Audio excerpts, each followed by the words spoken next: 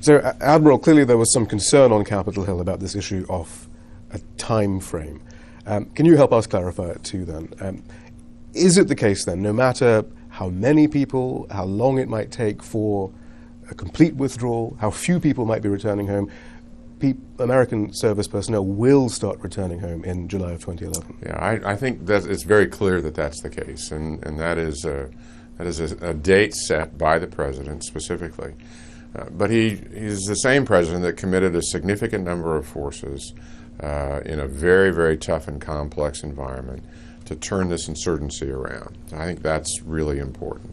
At the same time, he set this date so that it's a clear signal that there's a sense of urgency for the development of the Afghan security forces. But this is the key issue is that even if there is a review in December of 2010, there's a further review in the summer of 2011, that redeployment, that withdrawal will still take place in some form. Well, we really believe we'll be in a position to do that. And the date, which some have called arbitrary, I do not. In fact, it's a date selected based on a recommendation by the military that in the summer of 2011, we'll know whether this is going to succeed or not. But I mean, you wonder, because certainly some of the Republican congressmen seem to take what was said by Secretary Gates and yourself and Secretary Clinton to suggest that there will be a withdrawal unless there's not a withdrawal.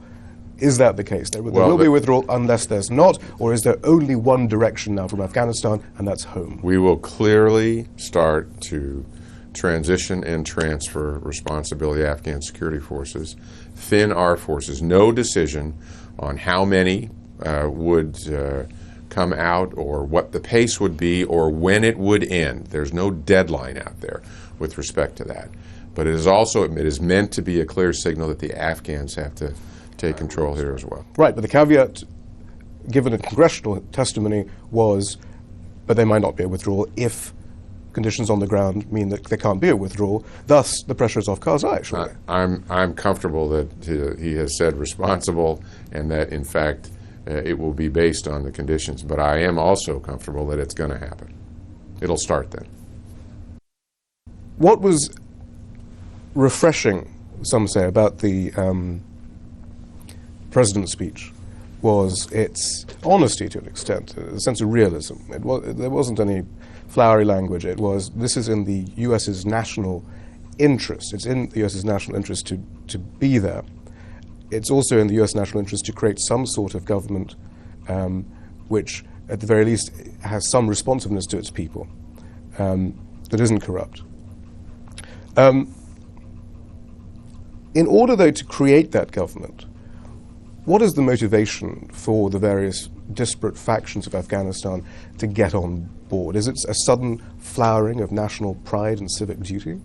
I think the motivation will be a government that can actually do something for its people, and that becomes a two-way street, and that has been in great part missing throughout much of Afghanistan. And what's critical about the change in the government is that President Karzai lead in a way where they deliver goods and services to the people, and in fact they actually get there. Right, but what's in it for the different factions? The suggestion seemed to be this was about financial incentives for the regional power brokers and indeed those members of the government to get on board, and indeed the incentive to be part of the new order in order to be able to wield influence in the new order.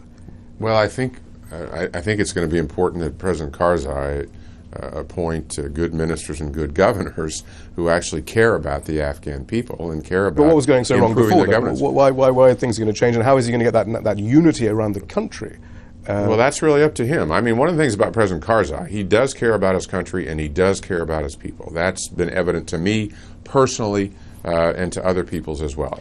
There's no question that that he has struggled at times, but quite frankly, we've sent him a lot of inconsistent signals. So actually, we're hopeful now with a newly elected president. Right, but we know about the factionalism. I mean, surely to get the regional power brokers on board, there has to be something in it for them. I think he has, for instance, he has a security force that is represented ethnically, proportionately throughout his country, and he's going to have to deal with those of the various clans, if you will. Right. Isn't this about money changing hands there? Isn't this about bribing everyone to get on board? I don't think it has to be about money changing hands. In fact, significant steps have to be taken in terms of eliminating corruption. It does not have to be corruption free, but I think he has to take significant steps to do that. But why would a regional governor, or why would a regional power broker say, all right, we're going to get on board with this? Surely the only reason is for influence and for power. I mean, even if it is a matter of bribing them so as not to take bribes, but isn't that basically going to be the basis of this? I think he's going to have to appoint governors or keep governors in who care about their country and care in a way to make progress for their people. And one of the things that we talked about earlier is I can't keep sending troops in if we don't have a government. But you can't keep sending money in. No, I can't. That's correct. And in fact, while we focus sometimes on the poppy money, if you will, the opium trade, significant amount of the corruption that's there is because there's been a lot of money show up in Afghanistan. A lot of it is ours, and it gets skimmed off, and those are the kinds of things going to have to stop. We're working hard to put controls in place. But so there are no answers to this yet. I mean, it's an enormous task. Well, I don't underestimate the task. I haven't from a military standpoint. I don't from a diplomatic and political standpoint. It's a huge task, and it is a big shift. But do you acknowledge, though, that especially with this time frame of trying to get governance, obviously 18 months for the drawdown, perhaps to begin some form, no matter how many, but certainly Karzai's term of 5 years, perhaps he says he wants to have control. Surely the easiest way is to spread the money around and say, get on board. Well, again, a piece you haven't brought up that I think is also important. It's not just about Kabul. It's really about districts and subdistricts. It's about sub-governance, if you will. It's about engaging the local leaders, tribal leaders throughout the country, and again, to make sure that potentially their lives actually get better. And why is it in their interest then to get on board into a national compact? Because I think and lose their influence that they have currently. In my view, their influence right now doesn't bring them many goods and services, and the people of Afghanistan are aching for. Gives the power brokers goods and services. Well, I think those are the ones that have to. They're going to have to either be eliminated or change their ways. So this is nation building then. I mean, then you are asking for a responsible compact of governors and central government. That is building a nation then, isn't it? And that's what you said you weren't going to do because it was too difficult. So thus surely, so you just told Karzai, just get on with it, and you expect that to happen. And there are no answers. No, I don't agree there. No, President Karzai is going to have to build his nation. We're not.